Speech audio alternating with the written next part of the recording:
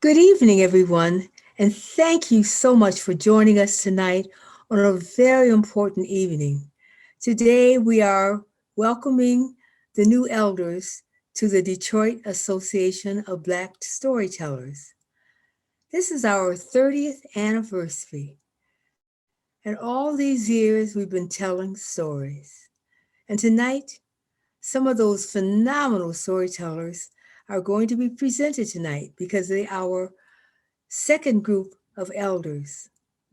Tonight, we are welcoming and rejoicing over our new inductees. They are Gwendolyn Lewis, a phenomenal secretary, Mary Grant Johnson, who has been our president at one time and served 2 terms, Cheryl Pryor, who has all of our records and from way back. She was a phenomenal storyteller and a keeper of records. She's been wonderful, a blessing. Cheryl Pryor, a former secretary and who is helping me to learn how to use my computer. And lastly, Pamela Jones, an artistic storyteller that has done so many beautiful things, making cups, things for us to present to visitors to our programs. Tonight, those are the new ones who will be telling. However, we have some others that you should know. First of all, I'd like to tell you about Gloria Lamb, our first vice president and our first, should I say our second president, Gloria Lamb, who wrote our rules of order, who was the kindest person that I've ever known, Gloria Lamb.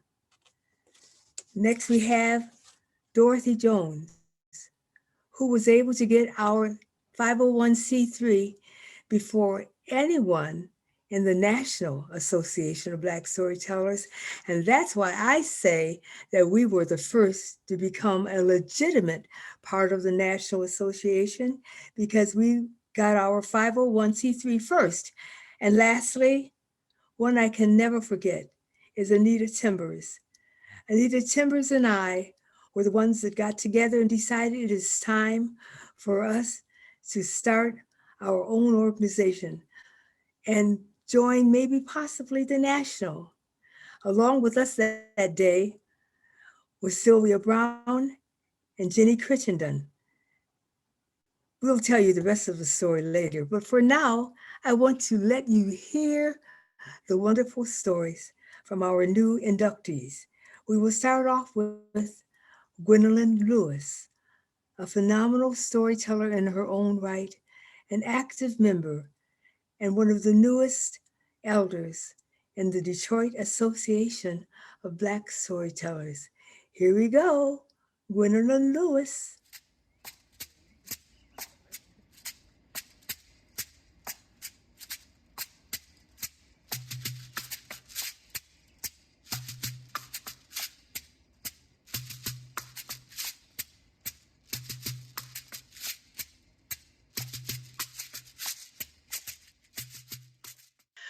Well, I would like to thank our distinguished people, but mostly right now, thank Elder Amy Jackson for presenting me. When I said the distinguished people, I mean those people who are already in the elders group in DABS. Thank you for this induction and making me part of the group.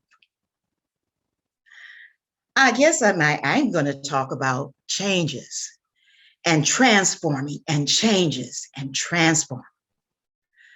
But you know, it's awesome that an inanimated object could be the vessel of changes for people.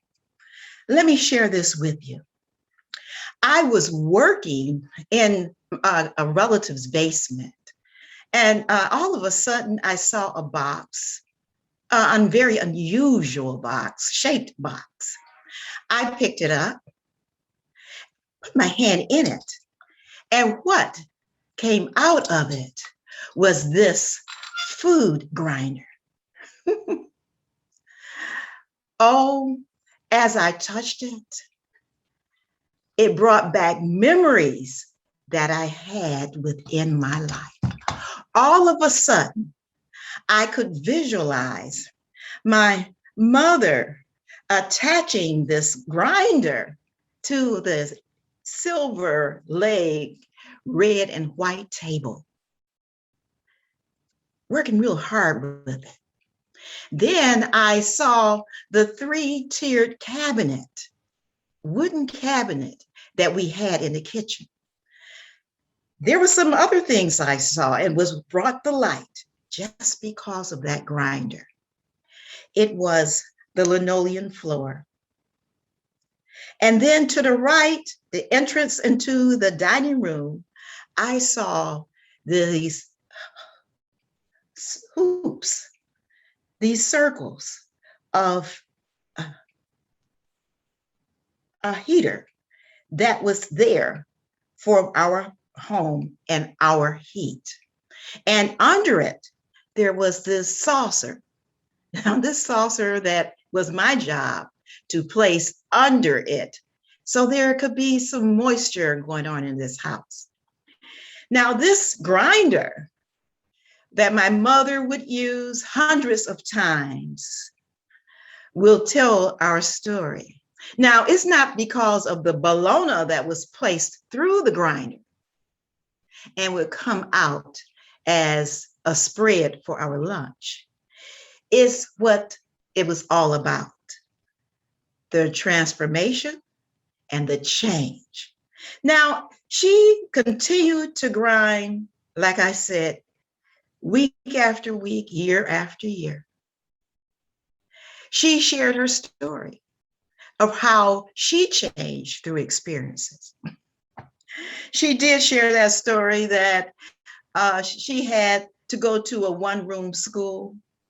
Before she went to school, she had to milk the cows.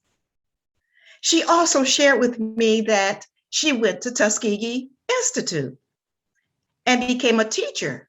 But halfway through, her father pulled her out of the school so she could work in the fields. At one moment, at one experience, she came up to Detroit. She stayed here and married my father. She became a nurse, but she also an innovator, a banker, a beautician. She became a jack of all trades within our home. But for me, she was a mentor. Well, this lady shared quite a few things other than her life. But what I got out of it was, there is going to be an impossible journey sometime, and you will have to make a way out of no way. Education was important in our home. Would you believe I did not have to do any chores if I had homework? But the thing that really resonates in my heart is not what she said, but what she did with that grinder. She would place the bologna in it, and sometimes she would have to stop and answer the telephone or go to the door because the bell has rung. She may have had to go to the stove and continue the dinner. Sometimes she would just have to stop completely, place everything away, and come back the next day.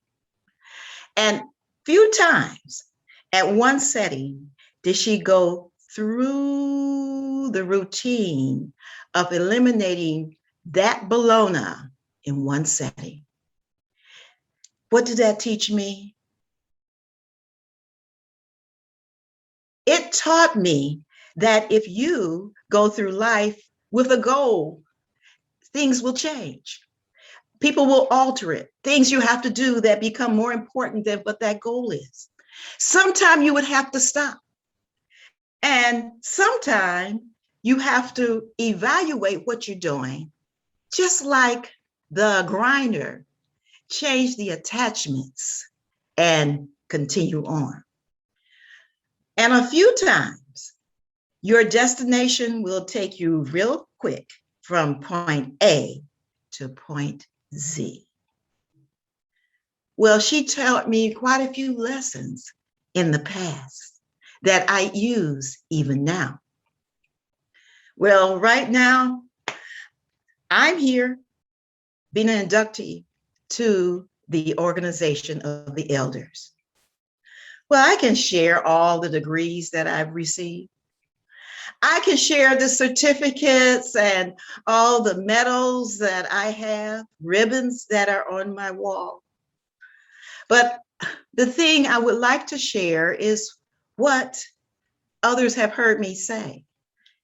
As I educate myself, I can educate others in cultural awareness, in kindness, and being gracious.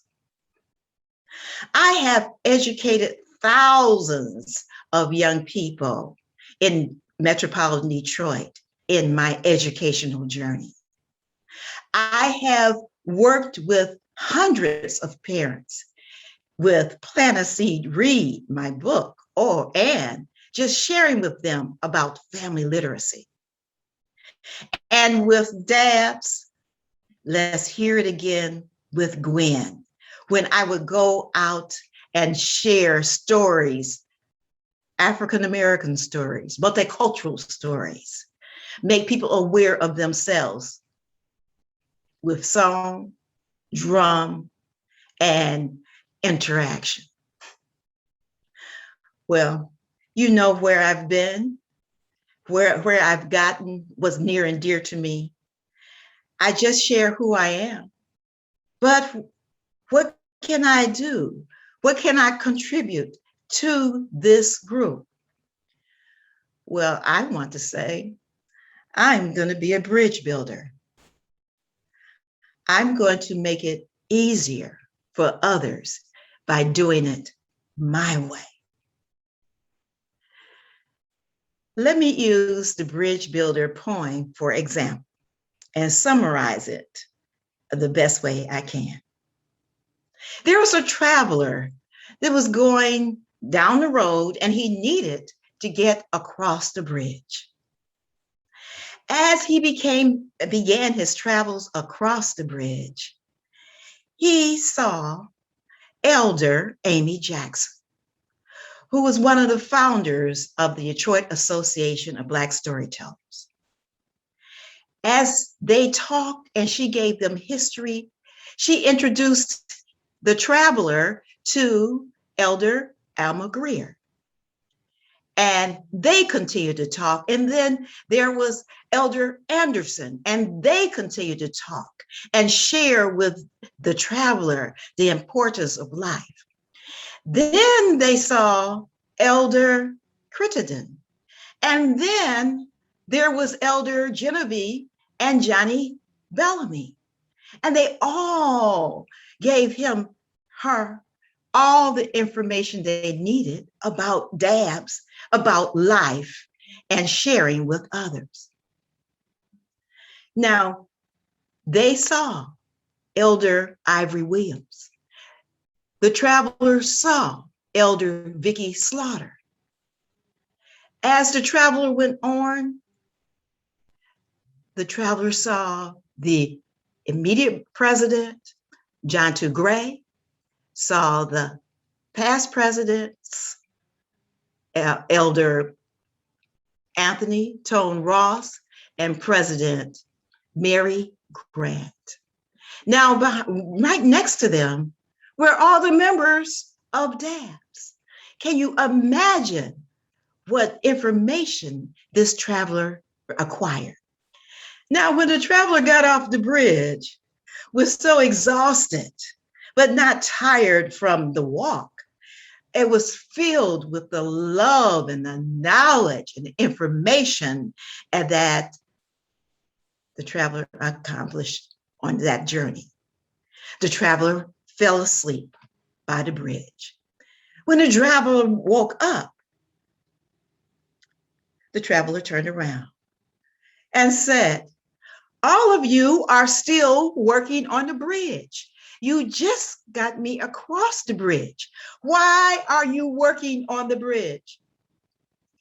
And all the DAP members said, we're working on it to make it easier for the next traveler to come across. We're making it easier for people to learn about Black history, the world, about their lives, about being kind and gracious to others. That is what I will do as I become a member of the Elders Organization of DAB. If I can help somebody as I pass along, then my living shall not be in vain.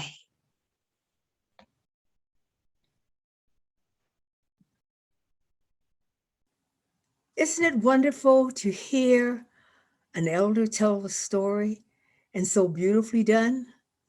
Well, Mary Grant, when I first heard her tell the story about learning to read with her father, I was hooked on any story that Mary Grant would tell us.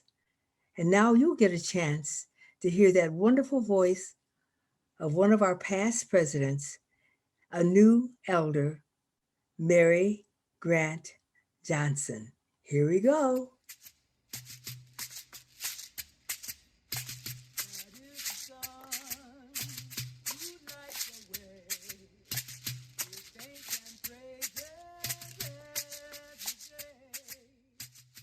Hello, everyone.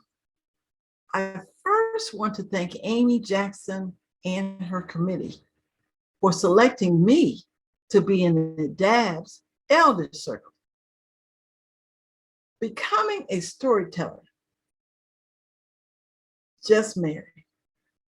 You know, I became a storyteller as an educator.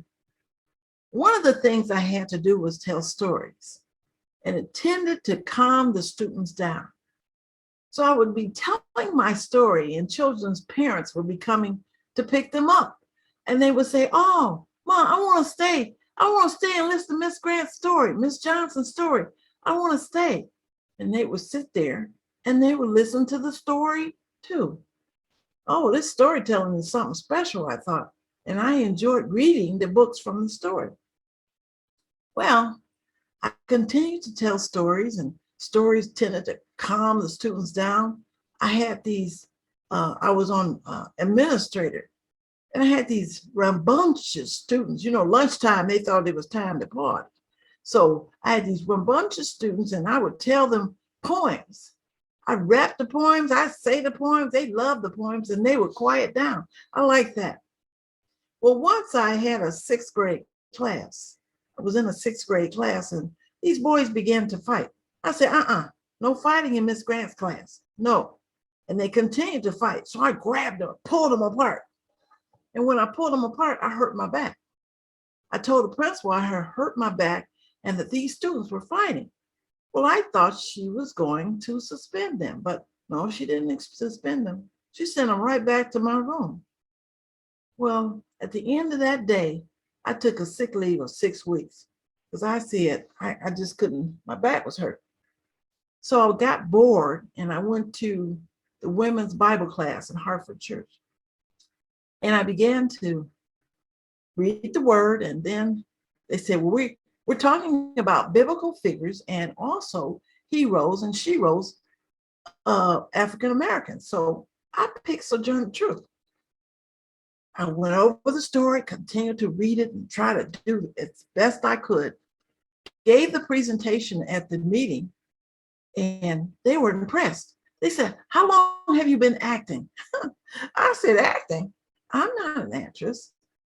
And so the quilting circle asked me to do it again. Well, this time, one of my sorority sisters made me a dress, a Sojourner Truth dress. I wrapped my head up like Sojourner Truth, put my glasses on, and I sat down and told Sojourner Truth's story. They really, really enjoyed it. They still comment about it. And so I continued telling Sojourner Truth's story. And then I said, well, I joined Detroit Association of Black Storytellers, DABS. And then I met all these storytellers, very encouraging people, always telling me good things, encouraging me. I love your story. And so I started telling other stories. So I told Ella Fitzgerald. I really liked Ella's story. Ella, and I told it at Virgil Carr. Oh, that place was full that night. And so I really liked her story because, she sang a tisket, a tasket, a brown and yellow basket. And I told about her life and how she used to run the numbers and on pieces of paper, brown paper, from a bag. People would tear the paper off, and she was only 13. So they liked that story so well, and they complimented me. I said, "Oh boy, they are so encouraging." They said, "You got to find some more. You can't just tell 2 stories." Oh my goodness! So I figured out I tell Nina Simone, told her story of her life, and continued telling stories of these 3 characters, and that's all I do. Okay, meanwhile, I began to tell a story about, because they said you have to tell personal stories too. And I had these third graders. They had put me in the classroom, and I started with these 3rd graders, and I had a hard time teaching them to read. And so as I continued to try to teach them to read, I wrote notes. And then I said, who taught me to read? I wrote, "My daddy taught me to read." Yeah, my daddy taught me to read. And so I I was really mad at those parents because they wouldn't help their kids. But then I began to realize the reason they didn't help their kids is because they had hard time reading too. So that's why my book, "My Daddy Taught Me to Read," is so important. And I continued. I wrote, "My daddy taught me to read." And then "My brother's fish pond." Ooh, that's a good story. And then I said, "Oh, that's it." And then I wrote "Shadows on Sunday." I thought, that's it.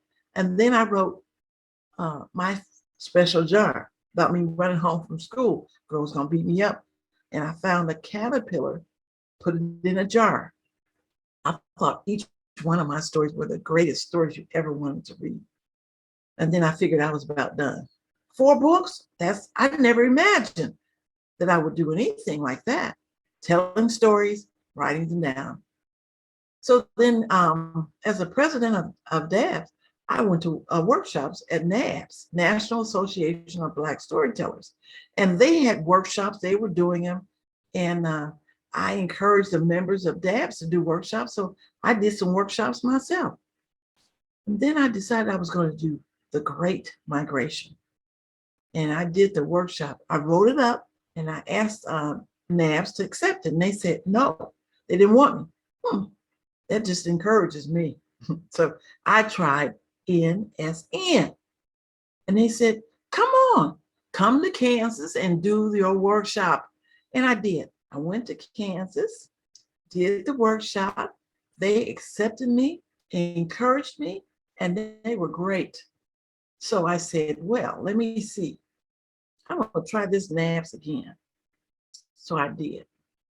And they said, okay. And that year they were going to be in Montgomery, Alabama. I did that workshop. That room was full. They were taking notes and watching the slide. And they really, all my comments that they gave me were fantastic as they stood around and sat around the room. DAB's members helped me with the workshop. Everything went well.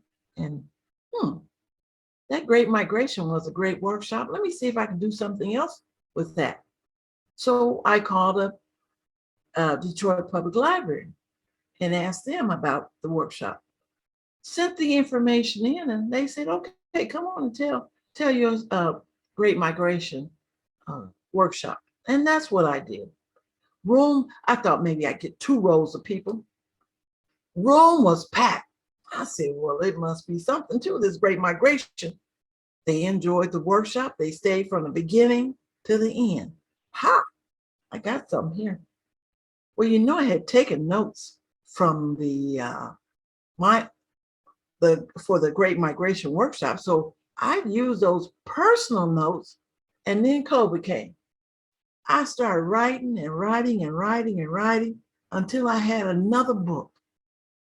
Yes, Moving North, my family in the Great Migration. Oh, it was such a pleasant experience. I continued to write and continue to share my stories. And then I said, well, when I write this book, I'm going to create my own publishing company, telling stories, writing books, publishing company. Wow, telling stories all over the place. 5 books. What a great experience I've had with storytelling. Told stories at Charles Wright Museum, great museum, Detroit Institute of Arts, Detroit Historical Museum, Southfield Public Library, Livonia Public Library, Farmington Hills Public Library, all over metropolitan Detroit, just sharing and telling my stories. Yes, Lawrence Dunbar's house, went there and gave us a workshop on hog bottom. Yes, I was raised in a place called Hog Bottom, and that's in my book, Moving North. So I share that with you so that, because that sharing of stories is my way of giving back and telling my stories to the community. This storytelling has opened up many doors, many experiences, many friends, and many organizations, especially my sorority, Zeta Phi Beta sorority, and top ladies of distinction, especially those organizations, and Asala, all kinds of organizations. They all accept me and they all encourage me, and I appreciate that. So I give back to storytelling. Thank you, DABS, for allowing me to join Elder Circle. But just call me Mary, and that's my story as I move forward in life, giving back. Thank you very much. Michelle Prairie, I should say her name. But before I say her name, I want to say a special thanks to Mary Grant. Every time I hear that story, it just touches my heart because I had a wonderful daddy too. But we're going on to Michelle Prairie, one that I love like she's a daughter. She has been such a help to all of us. No matter if I needed someone's name, if I needed their address, if I needed their telephone numbers, Michelle was there. She's lovingly called Shell, but that's to me doesn't fit her because she's as soft and sweet as a star. And so now you're going to hear the wonderful sound of Michelle Prairie. There we go. Thank you, Amy, Elder Amy, for allowing me to speak tonight. Thank you to the other elders of the association for inducting me into the Elder Circle. I'm going to begin tonight with my take on remembering the past as it pertains to the current situation and the future. And I want to begin with saying, wake up, everybody. That phrase was by Harold Melvin. For years, I had listened to various adults and older generation, because they didn't want to be called elders, present our culture and our past history. As I became older, I felt an emptiness because I thought that the people I had been around were not really storytellers. But when I got older, I began to realize there are different ways to tell our story, and we have to embrace all of them. And my family, when they gathered us around, the kids, they told stories, but their storytelling was to entertain. When they decided it was time, which was often, to tell our history, they presented our history in fact information / history lesson. And there were no frills, no entertainment. It was information, and you're going to pay attention. And we gave them 100% because less than 100% was not allowed. The ladies in the library when we were kids presented storytelling on Saturday afternoons. We would walk to the library, us, the kids in the neighborhood, and they would read to us. That was important. And they read stories to us which were not in the school libraries. But while they were reading to us, they would incorporate their spin on the story.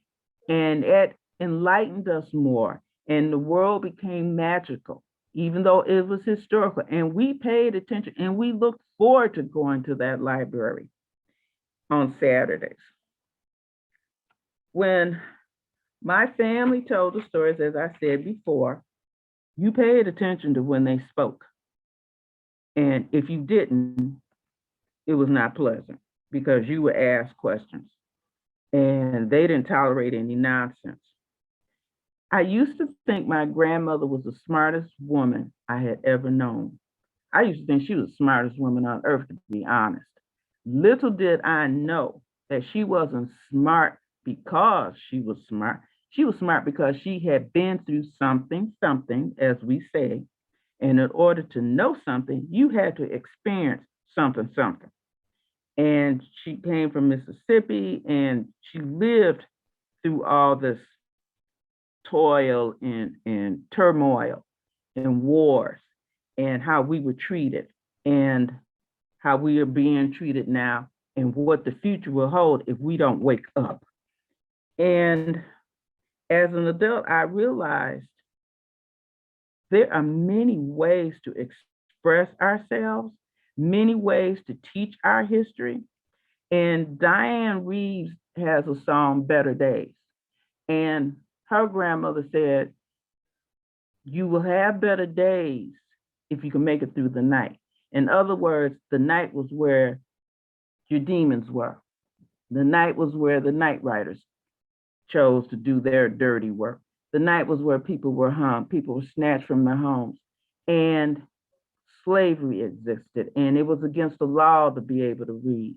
Those were our bitter nights. Our better days, look at now. Slavery is outlawed, and most of us can read. And most of us have gone to school and become educated in trades and philosophy and medicine, all various things that were not open to us at that time.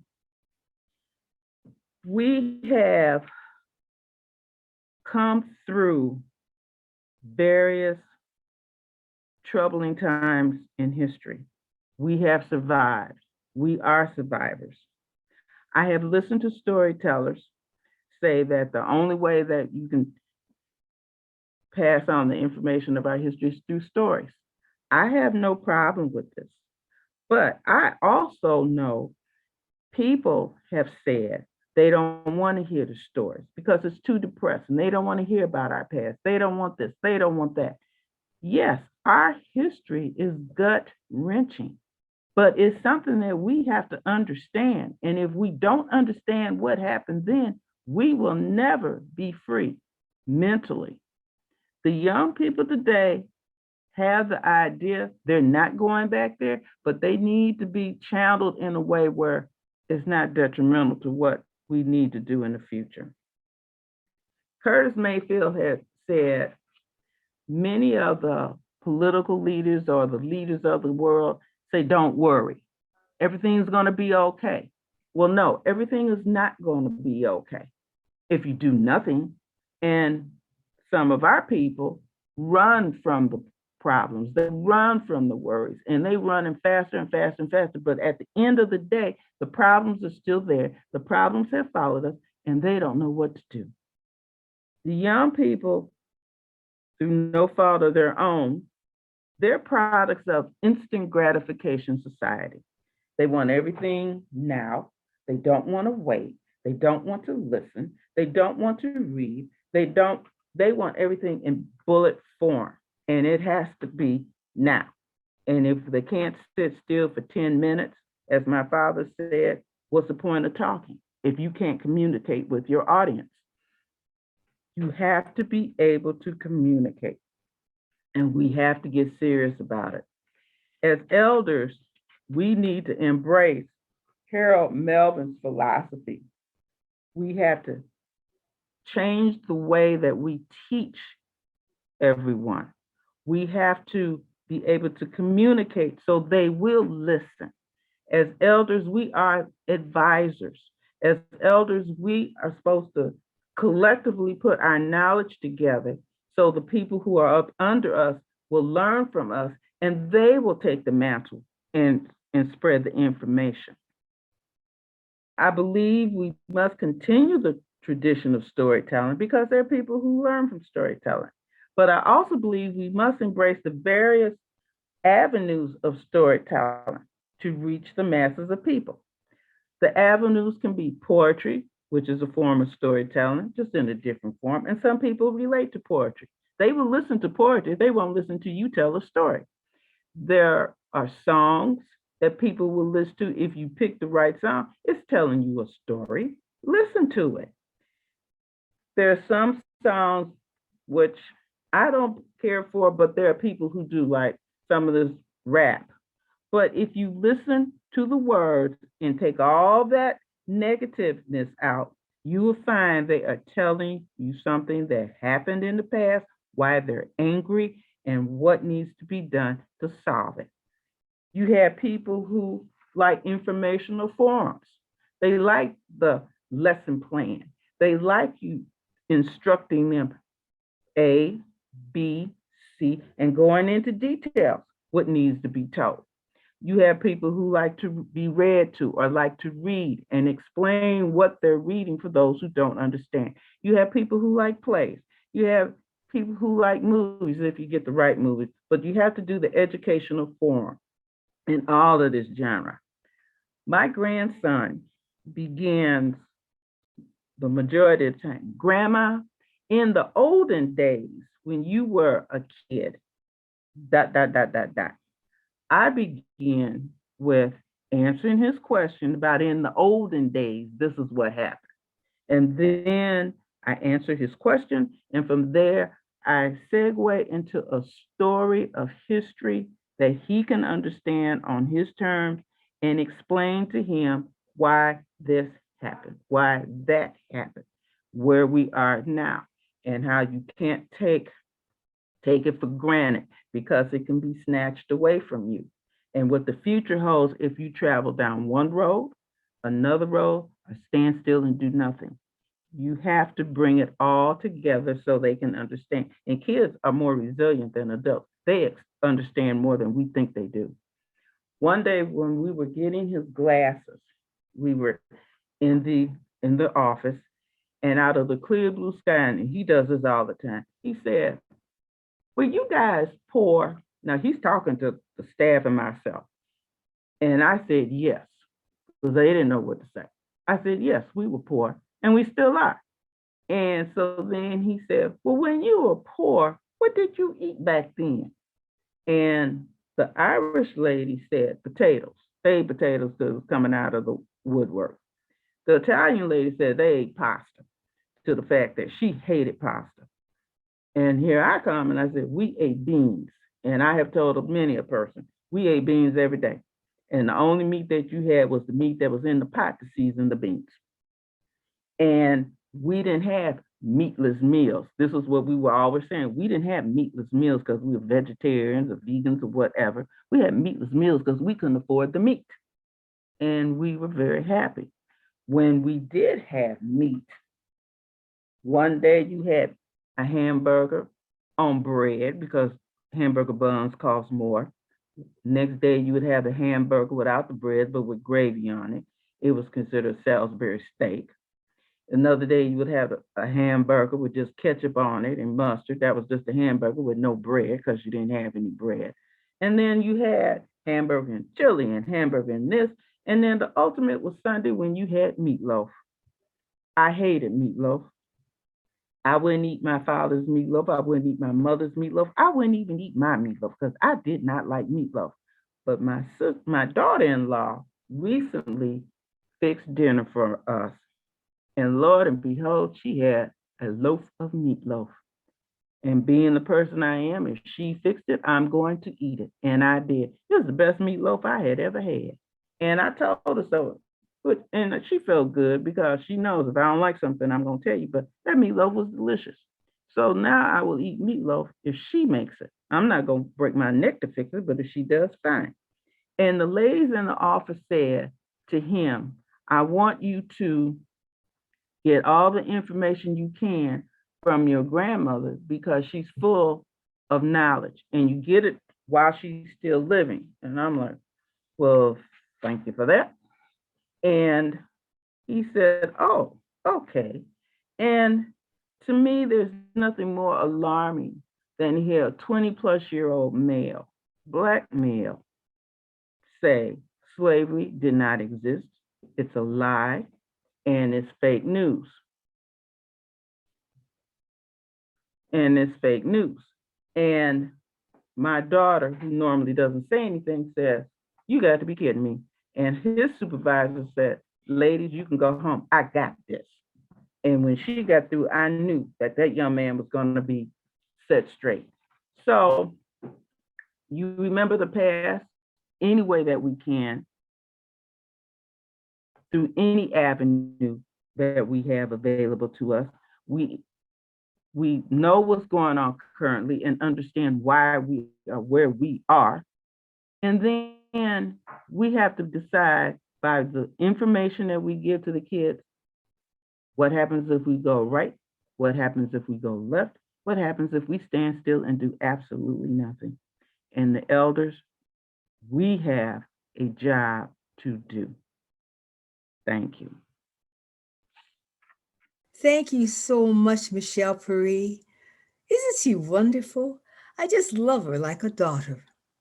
And now I'm going to bring our next new inductee, Cheryl Pryor, one who has helped me learn something about the computer and to be able to talk with you tonight. And also, Cheryl Pryor is a phenomenal baker. She bakes cakes for me a lot.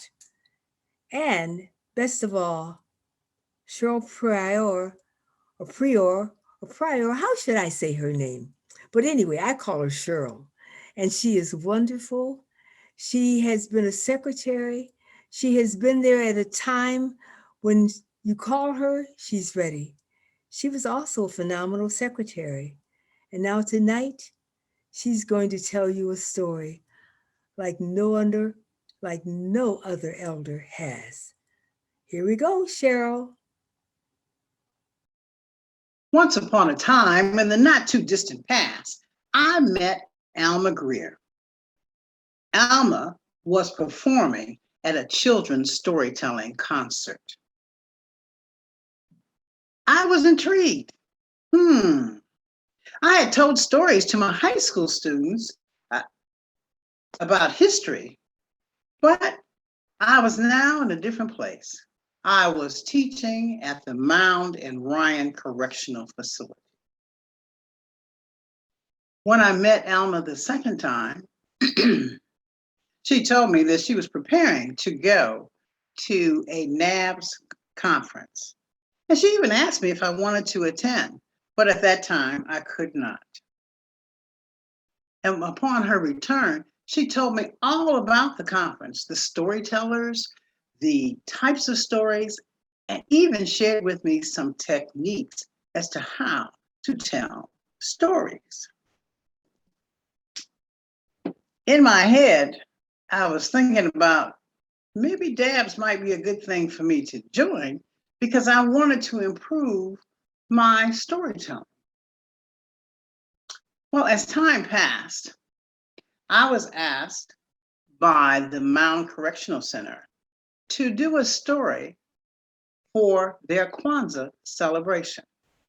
Now, of course, I said yes, but after I thought about it, I was in a panic. What do I do? How do I tell stories to people who are incarcerated? What do you tell them? But I also remembered that Alma had shared with me that the DABS meeting was upcoming and that I could attend. So I decided that I would. Upon my arrival at the meeting, I found out that they were doing a presentation on props, something I had not even considered.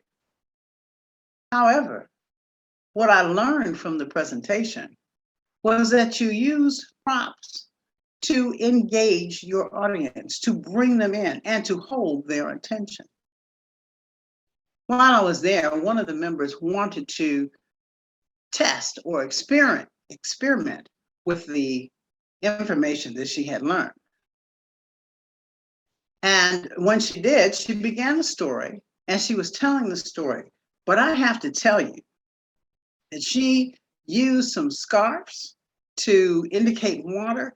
And when she did that, it created such an image that everyone knew that she was trying to cross a lake. I don't remember the story she was trying to tell, but I remember how well she presented that story. And then what really impressed me was that after she did her presentation, she received constructive feedback. I said, wow, I could join an organization and learn something too? Oh, that was fantastic. Well, as I was thinking about it, I realized that I was going to use some props in my story. But the problem was I didn't have a story yet. And the time was approaching. As I began to think about it, I said, oh my God, what am I going to do? And who am I going to call? And I said, I'm going to call Alma. Well, I did. And Alma very calmly said to me, what stories have you told? What stories do you like? And then she asked me several other questions. And then she finally gave me a book. And she said, here, you are going to pick out a story from this book. Well, I have to tell you, that's not exactly what I had in mind. I thought that she was going to give me a story about Kwanzaa that I could share. But Alma was in the teacher mode, and this was a teachable moment. Now, I went through the book and I looked at several stories and et cetera. And finally, I narrowed it down to two. And one was the eagle who thought he was a chicken, and the other was the African ABCs. Ultimately, I decided it was the chicken, the eagle who thought he was a chicken. And that was great. And I began practicing that story. And then I realized I had said I was going to use some props. What props am I going to use? Well, I called Alma again. Now, I was hoping that I was not becoming a nuisance to her. And if I was, she never showed it. And I truly appreciated that. And as we were talking, she again asked me some questions. And these were questions that were provided in the workshop. Now, when I left Alma, I still wasn't sure what props I was going to use, but there were lots of thoughts bouncing around in my head. And as I was driving home, I realized that I had some props. I had a black hat that was gold rimmed, and I thought I could use that as a crown to represent the eagle, the king of the skies. I also had a farmer's hat to represent the farmer, or broke down straw hat. And I also had several blue scarves that I tied together to represent the water. And I was ready. And I practiced and I practiced. Now, the day of the Kwanzaa celebration, I walked into the gym, and this is a huge gym, and it was filled to capacity. There were probably about 400 people. And I looked around and I said, oh my God. Now, I want to tell you something. I've done a lot of training in my life, and I have trained very large groups, but that was training. This was storytelling. Well, with my knees knocking and my stomach bouncing around, I gathered all the energy I had and began to tell my story. And when I finished the story, I wanted to know whether or not I had really engaged the audience or had I made a perfect fool of myself. And as I was thinking this thought, I heard clapping. And I looked up and more people were clapping. And then they were standing up. I got a standing ovation. I said, oh my gosh. I was so pleased with myself. And then as the program continued, the other presenters began to use bits and pieces of my story in their presentation. And that was fantastic. Well, as time went on, I did join DABS, and I attended the meetings. And I learned then that there were many storytellers who were making money at telling stories. I had never thought about that, but I also knew that I was not ready to do that at this time. And that was okay. And I continued to go to the meetings, but unfortunately, my schedule changed and I was not able to attend. As time went on, I continued to tell stories.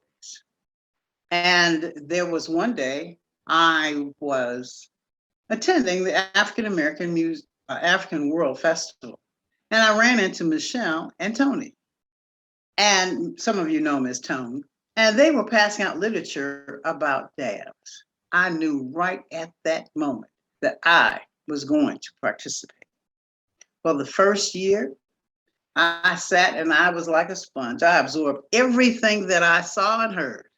And I heard Amy Jackson tell a story. I was amazed.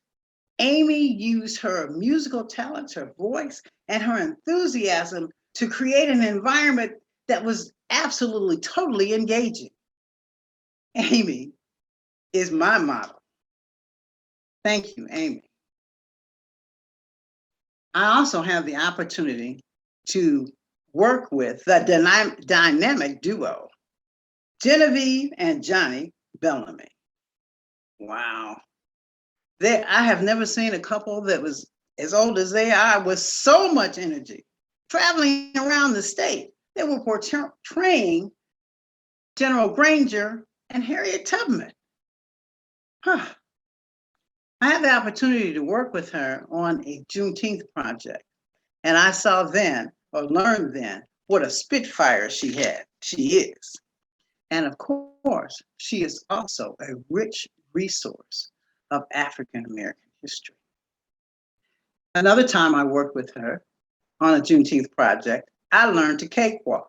Now, I had seen pictures of cakewalking, but I didn't know anything about it.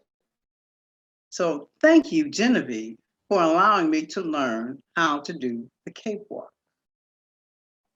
Now, there's also a member who asked me if I wanted to tell stories at the library for the holiday.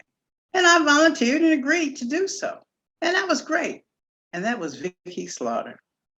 Vicki, if it hadn't been for you, I never would have done my research to find other stories about African Americans and for African American children. And because of that research, I was able to tell a story that was intriguing to the children at the library. So thank you, Vicki. There was also a jazzy woman by the name of Jenny. Jenny is Amy's sister.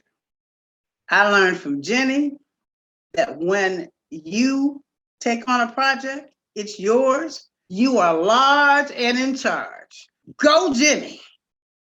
I also learned a little bit about drinking bourbon from Jenny, too. Well, there are so many others members who have provided me with information, and I really appreciate all and everyone. And also, I meant to say a little bit about Johnny. Johnny is a hardworking man who I believe can make anything. I saw teamwork at its best when working with the Bellamys and Eleanor. I was astounded by how they used their artistic skills to make things come alive. Now, Johnny made a cannon. Now, I may not know how to make this cannon, but I do know it takes stamina, creativity, and of course, a story to tell. One year, I helped with the children's concert. The next year, I was co-chair. The following year, I became the chair. And I had never, ever produced a children's story before. And that was fun, and that was a challenge. The gauntlet was dropped, and I stepped up. And that was a great opportunity for me.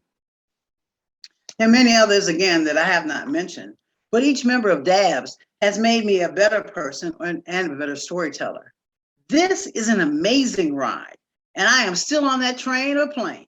I want to be able to do what those elders have taught me, and that is to have patience, the love of storytelling, mentor others, and the drive to continue seeking and learning our history and sharing it with our storytellers, and even more so with our children. I look at mentoring as a way of giving back and sharing the excitement of storytelling and, of course, history. Is that what Sankofa stands for? Retrieving, taking what is good and moving it forward to the present, bringing it into the present to make it a positive progress through the benevolent use of history and teamwork? Well, I think that is my charge. I can only hope that I can succeed as well as the current elders have taught me. Now, I have a real short story. There was once a farmer who had many sons, and they were always fighting. One day he called them together and he gave each son a bundle of sticks. And he told each son to break them in two. Each son tried and tried, but none of them could break the bundle. Then the farmer took the bundle and gave each son one stick. And they easily broke the stick in half. And the father went on to tell them, "My sons, if you work together, you will be strong as the bundle of sticks. But if you argue, you will be as weak as the single stick." And the moral of the story is, working together brings strength. And I've added, so that we can all carry out the mission of DABS. Thank you. Cheryl Pryor, you are a jewel. And now, for our last storyteller of the evening, I introduce to all of you Pamela Jones. We call her Jonesy. Jonesy is an artist in every way. She makes cups, she makes sweaters, she has designed programs. She has been a backbone to many of our presidents, but particularly to me. She always has a very unique way of presenting a story and presenting a whole, I think she was one of those that did one of the night programs that we did that were for adults only. It was fabulous. But wait until you hear her tell a story. You will be begging for more. Right now, here comes Jonesy. Greetings, Mother Amy. I wish to request permission to speak. Thank you. I'd like to thank you, along with the Detroit Association of Black Storytellers Elder Circles, for this nomination and opportunity to be a part of it. It is such a humbling and honor, and I greatly appreciate it. And I love this theme, Sankova. I thought it was so fitting. Sankova is a quest to learn about our past. It takes us on a journey when we look backwards and we think about the things that we've done and we learn from them and we move forward. And so I had the opportunity to go on a Sankova of my own, only it was unexpected. You see, we had a family reunion in 2018, the very place where it all started. My great-grandfather immigrated from Chihuahua, Mexico in 1864. Now, it was said that there were two stories that have not been verified as to how he came across the border at 9 years old. One was he was kidnapped, and two, that he had came across because he was abused in a hay-covered wagon. His name was Juan Jesus Perez. And we learned a lot during this Sankova, or I should say I did, at this family reunion in 2018, and it was totally unexpected. Now, I have to start out by saying I had only been to Texas one time, and that was when I was a kid. Oh, my sister and I, when we were about 8 or 10 years old, and we had a lot of fun, of course, because we were kids running through the farm, the fields, cows, chicken, riding the horses, and it was nice, enjoyable. So when we returned in 2018, I'm not quite sure what I expected, considering that my family had lived on a farm. But the most interesting thing at the family reunion, like most families, is getting to know each other for the first time, sharing stories on how we were all connected, and maybe reacquainting with each other. But the one question that everybody wanted to know is, why do we have 3 spellings of our last name? Perres, Pettie, and Petty. Well, that's the $1 million question. Interestingly enough, to keep this story short, no one knew how to spell it. Well, when the census transcribers came out and took the information, they did it phonetically. And in 1900, my great-grandfather, Juan Jesus Perez, anglicized his name in 1900 to John Petty, Petty. And so that's how I got my name, Petty. Well, the Petties didn't go away. And so today there are 2 spellings from the same family of last names. And it was kind of funny because some of the cousins were teasing each other like they didn't know how to spell their last name. But interesting enough, that's how it started. They say that when you know your history, you know the beliefs, the traditions, the values, the morals, and things that move us in the future and the present. And so I gained a lot of information, and valuable information that I had not known over the course of time.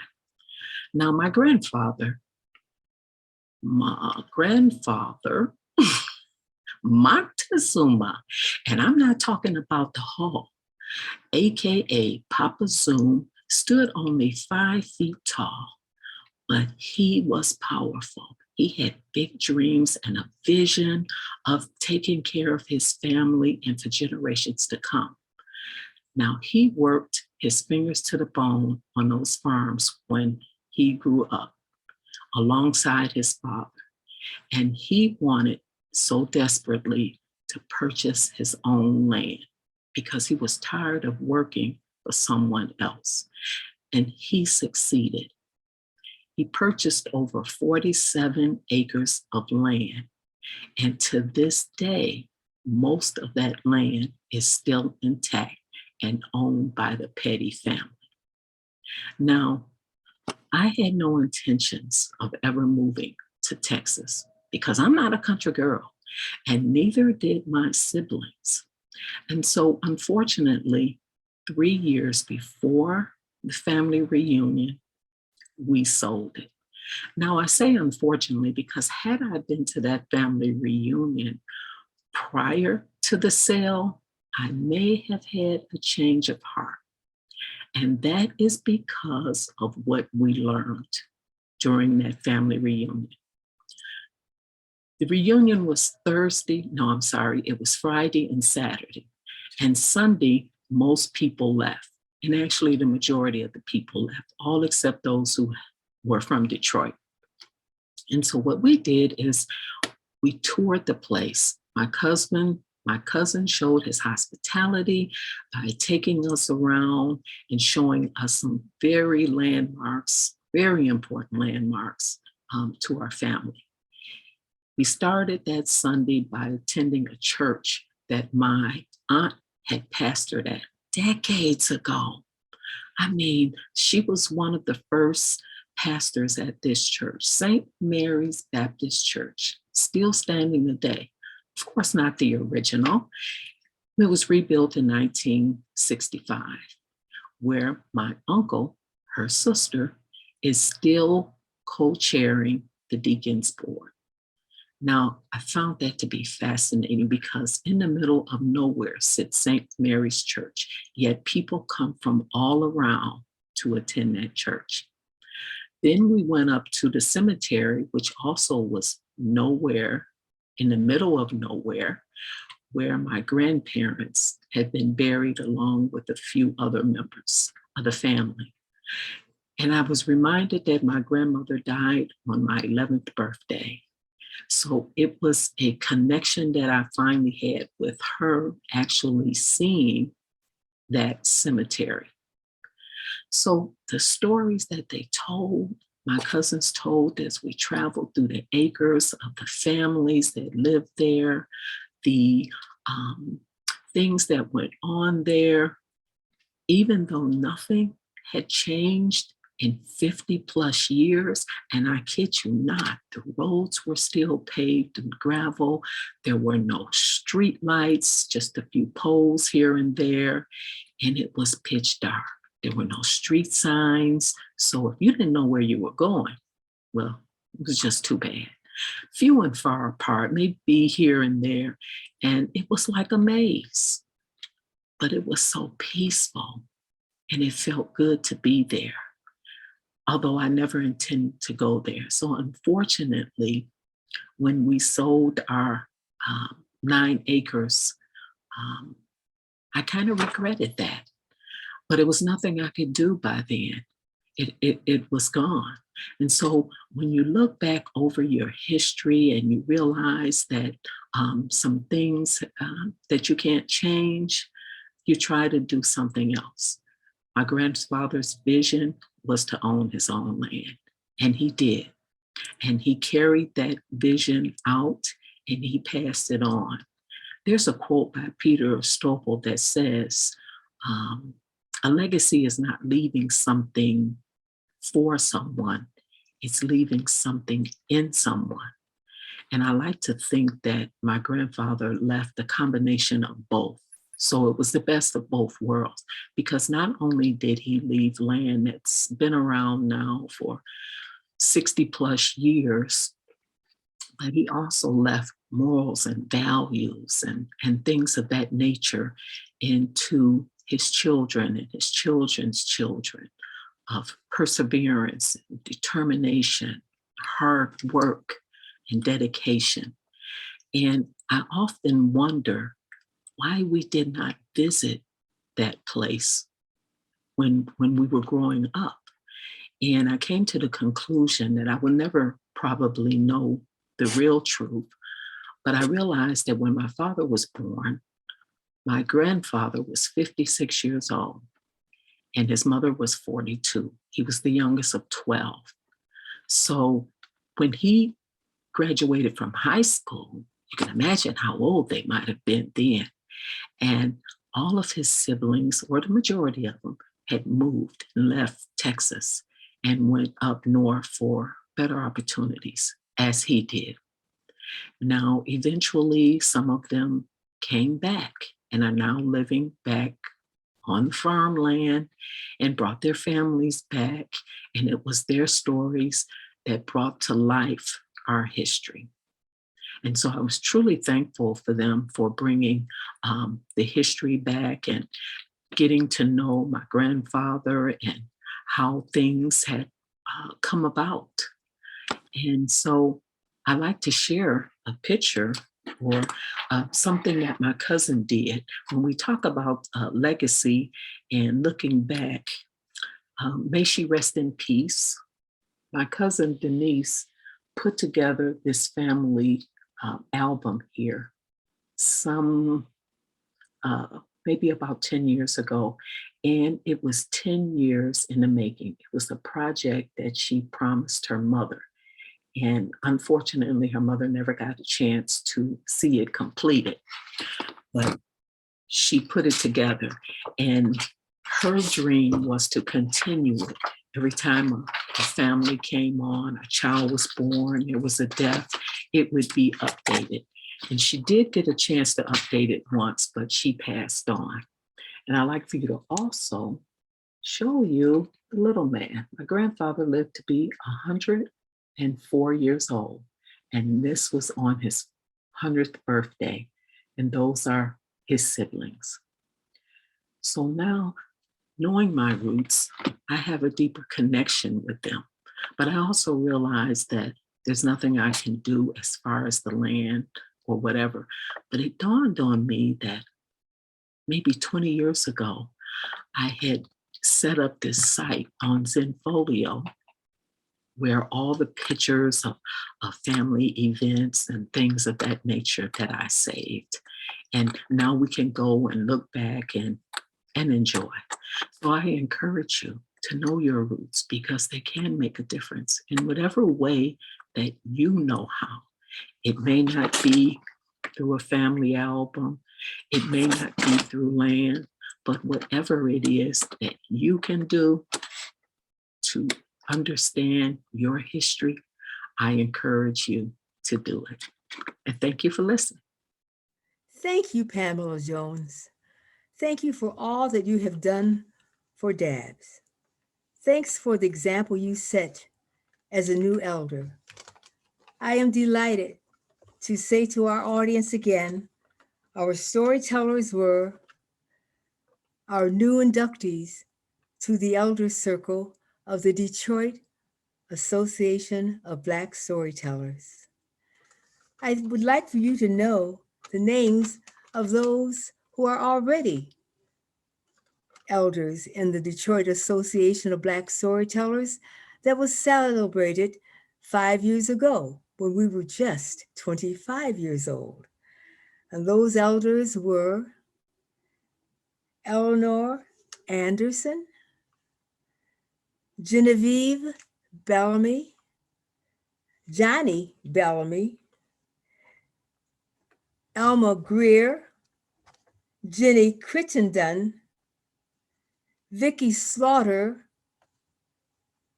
Ivory Williams, and yours truly, Amy Jackson, the first president of the Detroit Association of Black Storytellers. I want to say how blessed I feel to be among these new elders.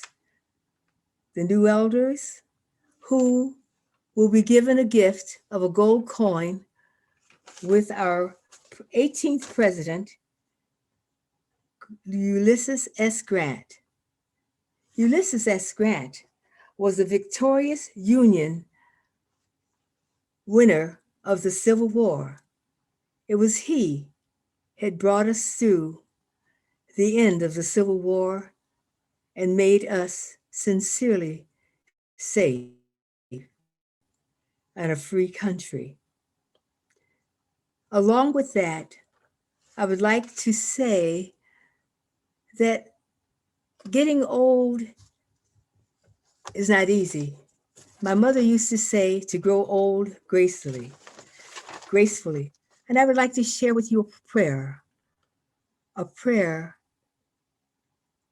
for our elder years. Let us treasure our elder years. Let us witness to wisdom. Let us live fully, not simply endure. Let us risk, not merely resign ourselves to a life of being quiet. Let's be busy and do good things as you have done in the past. Let me witness to letting go, not giving up, just letting go of some of the activities that we had. Let us express pride in the way our bodies mark this gift of a long life, like having to wear glasses or wrinkles in our skin or spots all over our bodies.